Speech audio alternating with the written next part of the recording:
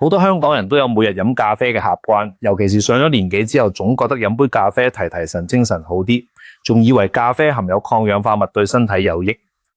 但係你有冇諗過，你日日捧住飲嗰杯咖啡，其實可能正在慢慢傷害自己嘅身體？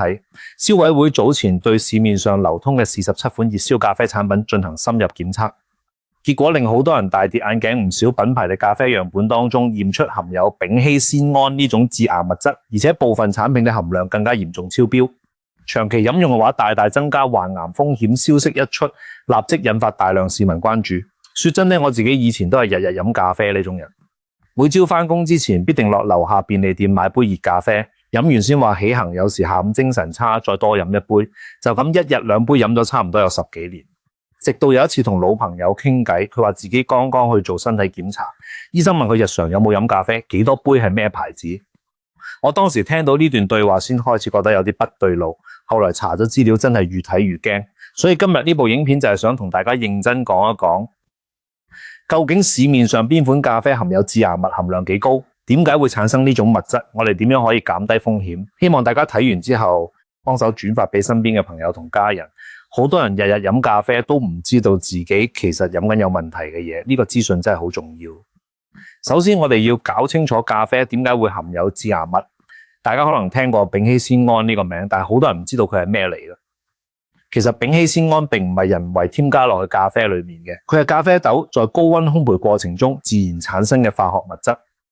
咖啡豆本身含有一種叫天冬酰胺嘅氨基酸，加上咖啡豆裏面嘅糖分，兩樣嘢喺高溫下發生所謂嘅美拉德反應，就會產生丙烯酰胺。溫度越高，烘焙時間越長，產生嘅丙烯酰胺就越多。深度烘焙的咖啡豆，例如意式濃縮用嘅那種深黑色豆，丙烯酰胺嘅含量通常會比淺焙嘅更高。而市面上好多價錢平實、口味濃郁的即溶咖啡，正正係用深焙豆製成，所以問題更加突出。世界衛生組織旗下嘅國際癌症研究機構早就已經將丙烯酰胺列為2A 類致癌物，意思係對人類可能致癌有充分嘅動物實驗證據。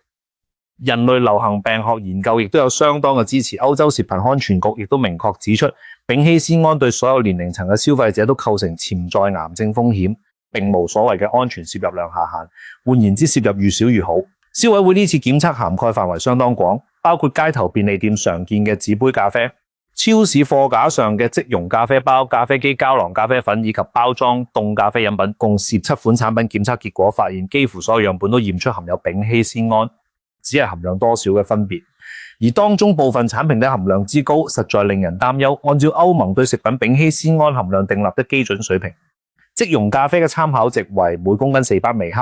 烘焙咖啡粉嘅參考值為每公斤3巴微克。消委會是次抽查結果顯示，部分即溶咖啡產品嘅丙烯酰胺含量遠遠超出歐盟基準最高嘅一盤，竟然超出基準水平接近3倍，情況相當嚴峻。講到呢度，可能有人會問，係咪貴價咖啡就一定安全啲？答案係唔一定，價格同丙烯酰胺含量並無直接關係，關鍵在於咖啡豆嘅烘焙程度、沖泡方式以及沖泡時嘅水溫。有部分標榜優質嘅進口品牌咖啡，同樣驗出較高含量，反而有幾款價格平實嘅產品含量相對較低。所以唔好以為飲貴價咖啡就一定等於安全，呢個誤解好多人都有，唔少人可能仲以為即溶咖啡同新鮮沖泡咖啡係兩回事，新鮮沖嘅比較健康。但事實上，即溶咖啡喺製造過程中已經經歷高溫乾燥處理，丙烯酰胺嘅含量普遍比鮮磨咖啡更高。而鮮磨咖啡如果用深焙豆或者沖泡時水溫過高、萃取時間過長，丙烯酰胺一樣不少。關鍵不在於形式，而在於豆種、烘焙度同沖泡方法。受到影響最大嘅群體其實就係我哋呢班中老年朋友，因為年輕人即使飲多少少，身體代謝能力相對較強，影響相對少啲。但係上咗年紀之後，肝臟代謝功能下降，免疫系統亦冇以前強，對於致癌物嘅抵禦能力自然也會減弱。如果長期積累攝取，風險就會大增。加上好多中老年人本身可能已經有血糖、血壓方面嘅問題，醫生都叫佢哋要飲少啲咖啡，但好多人卻照飲如常，以為冇乜大礙，這正是最危險嘅地方。消委會呢次公布嘅檢測結果，按照丙烯酰胺含量由高到低，選出咗其中幾款需要消費者特別注意嘅產品。講到排名，我哋用倒序方式嚟講，由較低風險講起，逐步講到最需要注意嘅款式。第3屬於相對需要留意嘅一類。包括部分超市常見嘅進口深焙即溶咖啡3合1產品，每公斤丙烯酰胺含量在350至450微克之間，雖然已經接近或略超歐盟基準，但如果每日只飲一杯，風險相對可控。不過消委會建議自類產品最好減少飲用頻率，改為間中飲一次，唔好日日飲。第二，屬於含量明顯偏高嘅一類，主要集中在本地便利店或連鎖咖啡店售賣嘅自家品牌即溶咖啡包，以及部分咖啡機膠囊產品，含量介乎500至650微克，每公斤已經明顯超出歐盟基準水平，而且這些產品往往係每日飲用頻率最高嘅款式，累積攝取量不容忽視。消委會建議消費者應當減少選購同類產品，如果已經習慣飲用，應該控制每日不超過一杯，而且唔建議連續長期飲用。第一，含量最高同最需要警惕嘅係其中幾款市面上銷量極高、價格實惠的即溶咖啡粉產品，每公斤丙烯酰胺含量接近900微克，幾乎係歐盟基準嘅3倍。這款產品價格親民，在超市、藥房、網購平台都有得賣，而且包裝顯眼，很多長者都識得買，有些老人家更加係成箱購入。消委會嘅結論是，這類產品如果長期每日飲用，確實會大大提升致癌風險。建議消費者應該盡快檢視自己嘅飲用習慣，考慮更換或者減量。對於上述消委會嘅檢測結果，部分被點名嘅品牌已經作出回應。有品牌表示其產品完全符合香港本地嘅食品安全標準，認為消委會引用嘅歐盟基準並非本港法定規定，強調產品安全可靠。對於呢個說法，我想在呢度補充一點。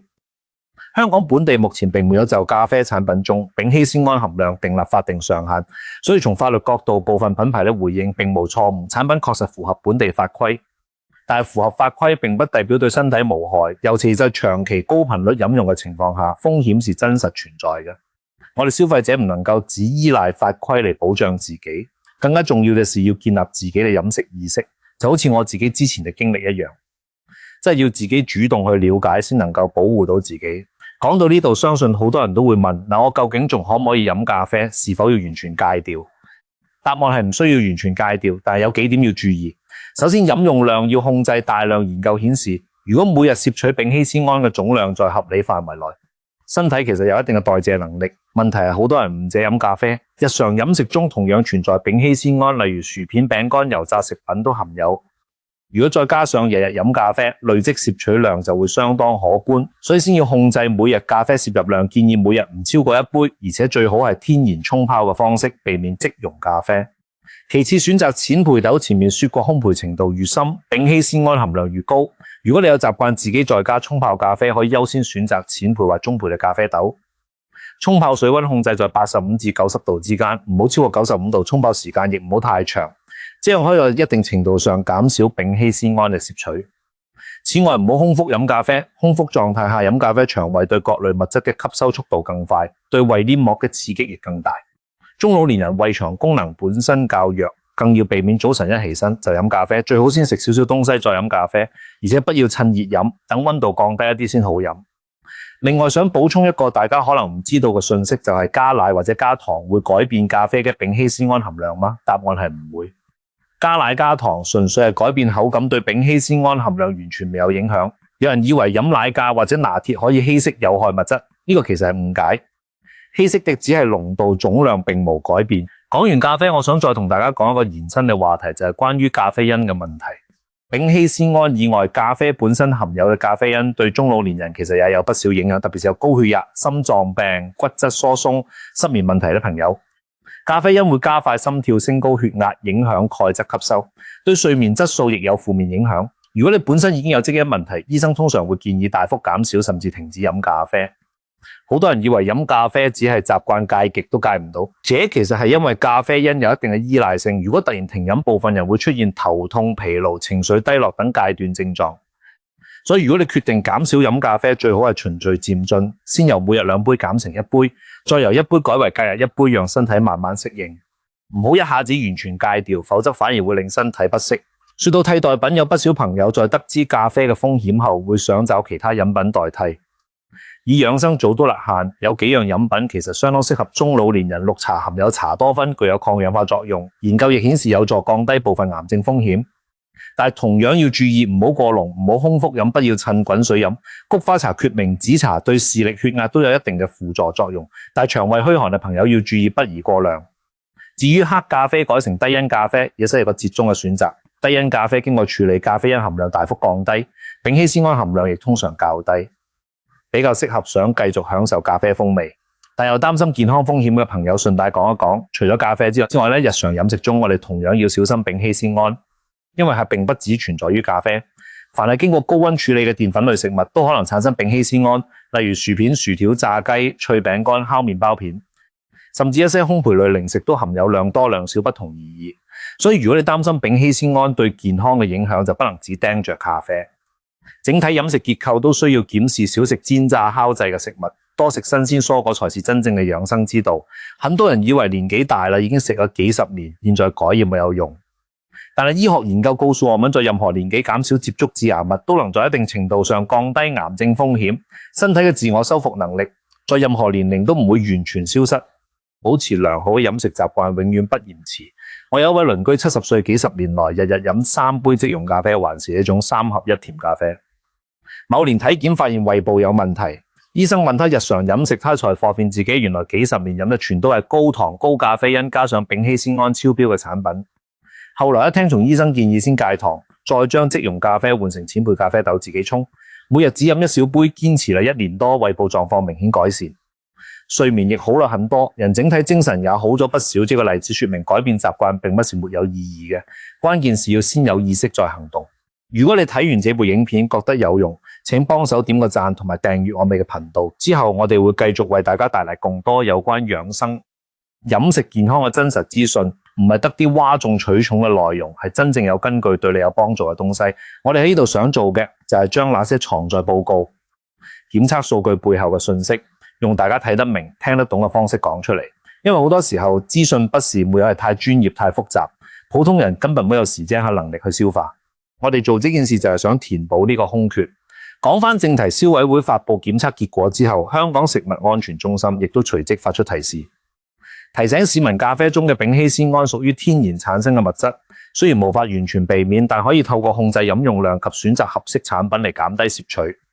食安中心建議市民飲咖啡應該適可而止，不要過量，尤其是已經有慢性病或者免疫力較弱嘅中老年人，應該徵詢醫生意見後再決定是否繼續飲用及飲用頻率。這個官方建議其實已經說得很清楚，只係很多人沒有留意到，